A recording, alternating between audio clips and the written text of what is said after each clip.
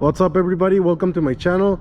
Today I'm gonna be working on this forklift. I'm gonna be replacing the water pump. So we noticed it was leaking. I already checked it and I confirm it's the water pump. So I'm gonna show you guys the process on how to remove the water pump. First thing I'm gonna do, I'm gonna turn off the gas. I'm gonna make sure it's off. Then I'm gonna disconnect this hose.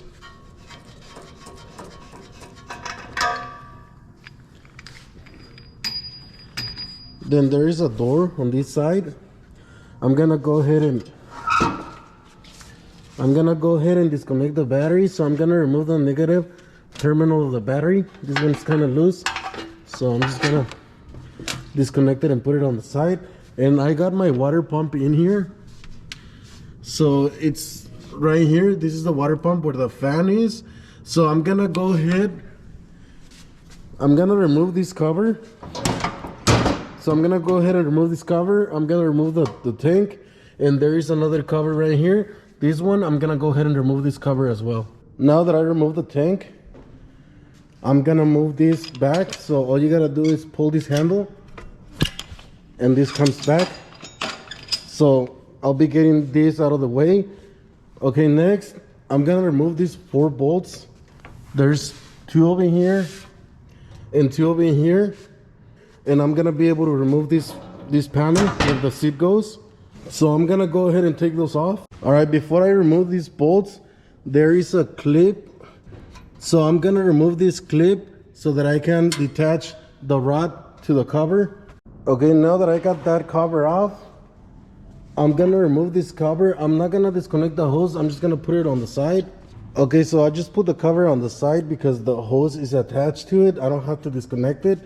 Now I'm gonna remove the shroud. So to remove the shroud, all I need to remove is these 2 bolts. And I don't think I'm gonna be able to completely take it off, but at least I'm gonna push it back so that I can get to the bolts for the fan. So I'm gonna go ahead and take those off. And I'm also gonna remove the radiator hose. All right, so I removed the radiator hose and the shroud, but I'm gonna have to remove the alternator too because it's in the way. This one's not a big deal, it's only 2 bolts. So I'm gonna go ahead and remove it. I'm just gonna remove it from the brackets and I'm gonna put it to the side. Okay, so I just put the alternator on the side. I had to remove the radiator. There's like 2 bolts. There's one right here and the other one is over here. So I removed both bolts from the radiator and I'm able to move the radiator and the shroud. I'm able to move both of them. So I have enough room to remove the fan from here. Okay, so there's my fan. I'm holding the shroud and the radiator with a strap. So I'm gonna hold it to have enough room to remove the water pump. So all I have to remove now is these 2 hoses. I'm gonna remove these 2 hoses right here and the radiator hose over here. Then I have a couple of bolts on the front. I'm gonna remove them and I should be able to remove the water pump. Once I remove the water pump, I'm gonna show you guys. That way you know how many bolts it has. Okay, so I pretty much got my pump off. I removed, it was 5 bolts. So there's 5 bolts right there. There's one more, so it has a long tube. Put the light on. So this tube right here, there is another underneath. There's another bolt holding it. So I'm gonna remove that last bolt and I'm gonna completely take it off. All right, so the last bolt holding it was right here. And there's 6 bolts in total. So there's 2, and then another 2 on this side, and 7 with this one. But this one you don't have to remove it all the way. So this is my water pump. So I'm gonna have to find a new one. I don't know what model this is. I don't know the year, the model. I know the make, but I don't know the model. So I'm gonna go online and I'm gonna try to find a pump, at least a part number. And I'm gonna go look for a pump. Okay, now I'm gonna clean the surface where the water pump is gonna bolt onto. So I'm gonna get a razor blade and I'm probably gonna get a wire brush and I'm gonna clean the surface. And on my water pump, I'm gonna match my old water pump with the new one. So I'm gonna make sure they're the same. And I noticed that this one has fittings and a coolant temp sensor on this side. This one doesn't have anything. So I'm gonna be switching the fittings and the coolant temp sensor to the new pump. Another thing, the thermostat housing, it's facing on the opposite direction from the original pump. So I'm just gonna switch it. I'm just gonna face it the other way. and I should be ready to install it. Okay, I got my pump ready. I already put the fittings, the sensor that goes underneath, and I just turned this the other way around. I also cleaned just the surface on the block. This is my gasket. I'm gonna be using silicone. I got my silicone over here. So I'm gonna go ahead and apply silicone, and I'm gonna bolt the water pump on. And from now on, it's just gonna be putting everything back together, but shouldn't be a big deal. All right, so I just installed my pump.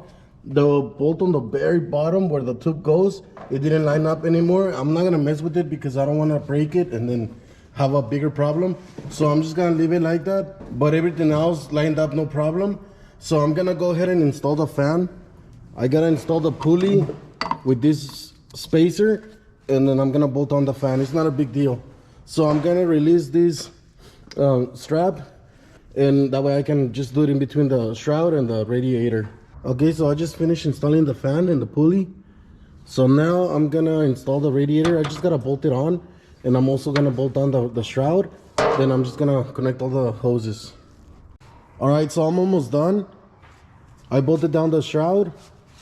I installed my alternator, all my water hoses. It's 3 on this side and 1 on the bottom.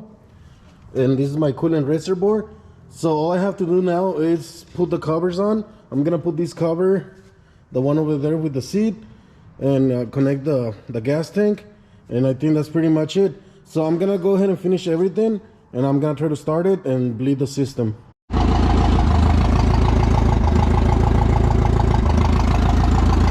All right, so I'm just gonna bleed the air out.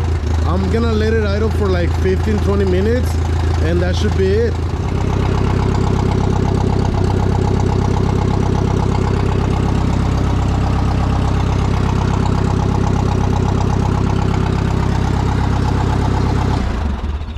All right, so my temperature is good. There's no more air coming out of the radiator. So that's it. Okay, that's gonna be it for this video. Thank you guys for watching. Don't forget to subscribe. If you have any questions, let me know. I'll do my best to help you guys. I'll see you next time. Thank you.